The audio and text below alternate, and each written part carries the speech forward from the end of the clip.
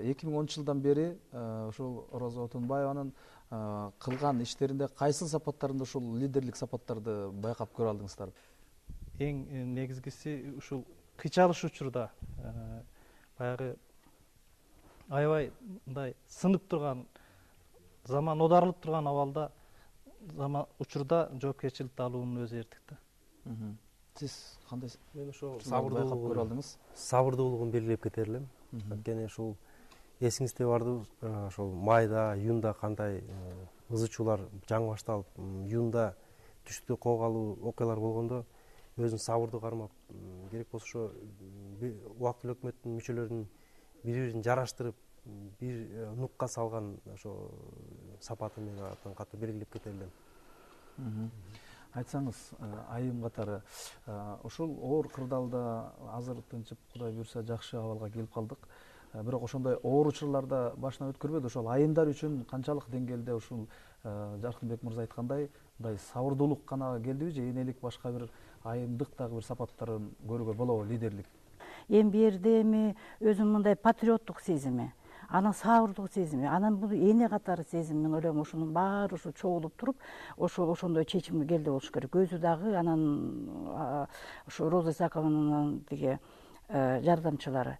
Анан эми мындай сабырдуулукту айтсак, ушу Кыргыздын тарыхында кыргыздар, кыргыз кыздар, кыргыз келиндер, кыргыз инсан аялдар ушундай көп экен да. Бая мен айткандай, жана Курманжан Даткан айтып кетпедимби? Кандай кыргыздар ушундай кырылып келаткан заманда Курманжан Датка өзүн мындай койгула деп кыргыз элин аман алып калды да. Ошондо жок, биз орустарга, бул капыраларга эч качан баш ийбейбиз. Бул өлгөнгө чейин биз согушабыз дегенде ошондой уран берсе кыргыздар анын тилин алат эле го.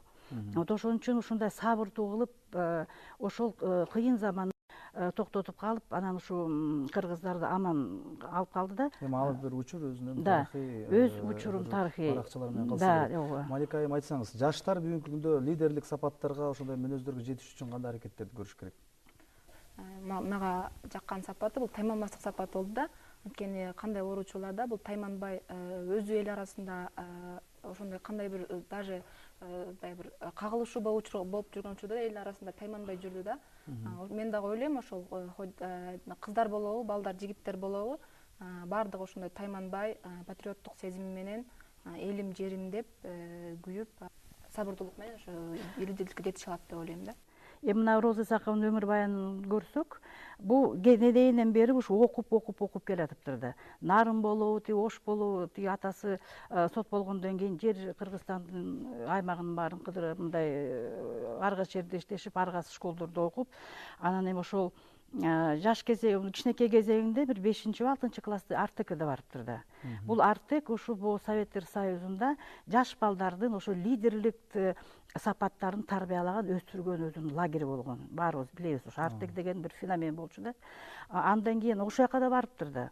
Эми аяка барганда дагы азыр биз айтабыз, эми акча менен деле, тааныш менен деле жиберсе болот деп. Бирок ошол жака ошондой бала барса, өзүн ошол чөйрөдө кыйын таланттуу балдардын чөйрөсүн аябай кыйын сезет да. Өзүнүн мындай башка чөйрөсүндө эсептелип калат да. Жакшы чөйрөгө туш келип туруп, ошол чөйрөдөн чоң тажрыйба алыптыр. Мына кечээ мурда күнү ассамблея болбодубу? Ошол ассамблеянын эң негизги ою, мен ойлойм, о кыргыз тилди, жоголуп келаткан кыргыз тилди мындай бутуна тургузуш керек деген ошондой максатты койбодубу?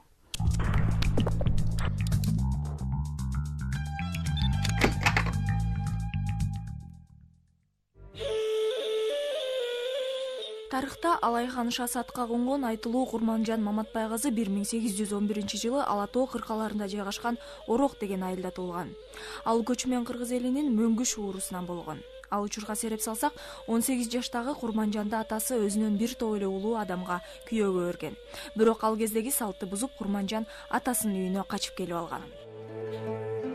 Курманжан Датка менен Алымбек Датканын жолугушуусун ошол Курманжан биринчи күйөөсүн чанып, Катты багыт деп аталган Кашкардын жеринен Кызыл Сууга боюн таштап, ошол жактан өлбөй, баягы жырткычтарга жем болбой, ошо өмүрү бар экен, ошентип ала салдырып качып келе жатканда куш салып жүргөн Алымбекке жолугуп калганда Алымбек Датка аябай таңдануу менен карап, бул эркектердин буту баспаган зоолордун арасында бул аял заты эмне кылып жүрөт деп таңданып карап, сиз ким болосуз деп аттан түшөйүн дегенде, Курманжан Датка аттын жалын кармап, ордуңузду муздатпаңыз, эркек киши аялга орун бошотпойт деп айткан экен да. Ошондон көп өтпөй 1832 жылы ошол мезгилдеги алайды башкарып турган Алымбек Датка Курманжанды никелик келишимден куткарган соң экөө үйлөнүп, 6 баланын ата-энеси болушкан. Кудайырхандын мезгилинде эң чоң бир башкаруучу Карбаначы деп аталса, аны Кушбеги десе, үчүнчүсү ушул Датка. Аялдардын арасынан биринчи жолу, эки өлкөнүн, эки хандыктын даражасын алган мына ушул Кудайырхандын мезгилинде, андан мурун Музафар Эдиндин мезгилинде ошол Курманжан Датка болгон. Алдын ала сезгичтигине, баатырлыгынан жана сабатсыз болгонуна карабай, өтө акылмандуулугуна таң беришкен. Ал эми орус аскерлеринин офицери Борис Тагаев Курманжан менен Скобелевдин сүйлөшүүсүнө катышып жатып, кыргыз аялын орто бойлуу, парча чепкен кийген, орто курактагы бирок өтө сулуу жана акылдуу ханыша деп сүрөттөгөн.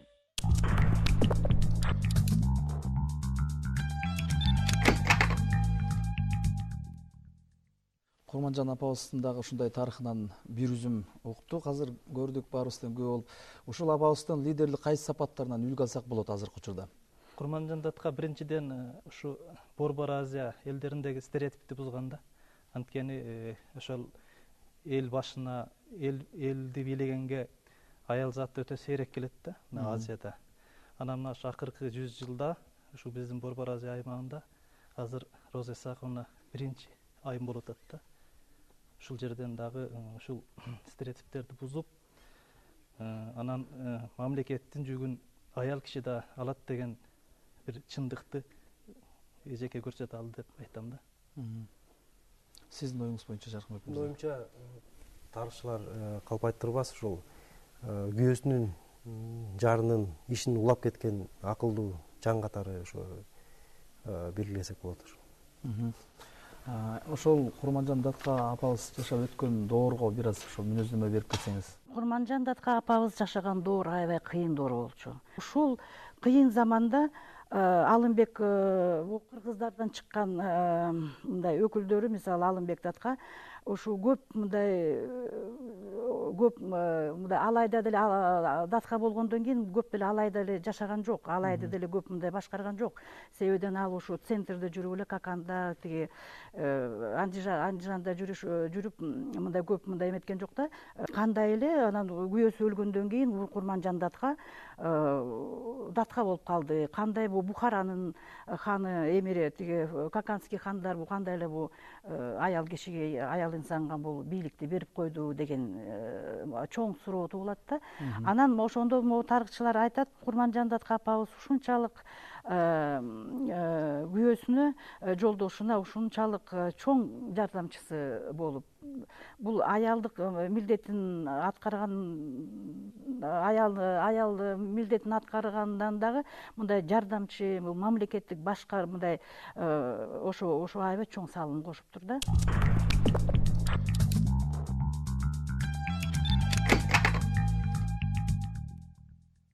Лидерлик көндүмдөрдү өзүбүзгө пайда кылуу абдан маанилүү болуп саналат. Себеби бул пайда болгон элементтердин баардыгы бизге, аялдарга пайда алып келиши керек. Биз эне, аял, эже, сиңди катары кыйынчылыктарга моралдык жактан туруштук берип келебиз. Изилдөөчүлөрдүн басымдуу бөлүгү биздин аялдардын негизги күчүбүз бул жеке сапаттарыбызда деп келишет. Саясатка аралашуу деген эмне? Саясат деген эмне? Саясат жана ага аралашуу аялдарга эмнеси менен маанилүү? Эгер аялдар саясатка активдүү аралаша башташса, аларды кандай мүмкүнчүлүктөр күтүп турат? кандай кылганда аялдарды саясий эффективдүүлүк күтүп турат. Бул бизге пайда болгон жана биз жооп бере турган көп суроолордун бири гана. Кээде биздин суроолорубуз жоопторубузга дагы окшош болуп калышы, алар ар башка дагы болуп калышы мүмкүн. Анткени биз ар кимибиз ар кыл коомдук, маданий, саясий, экономикалык түзүмдө жашап жатабыз. Биз патриархаттын кысымдарын башыбыздан кечирип келебиз. Бирок саясий активдүүлүккө аттануу жолунда дагы мына ушуга окшогон бирок башка тоскоолдуулуктарга кабылабыз. Ошондуктан бири-бирибизден үйрөнүп, жана бири-бирибизге үйрөтүшүбүз керек.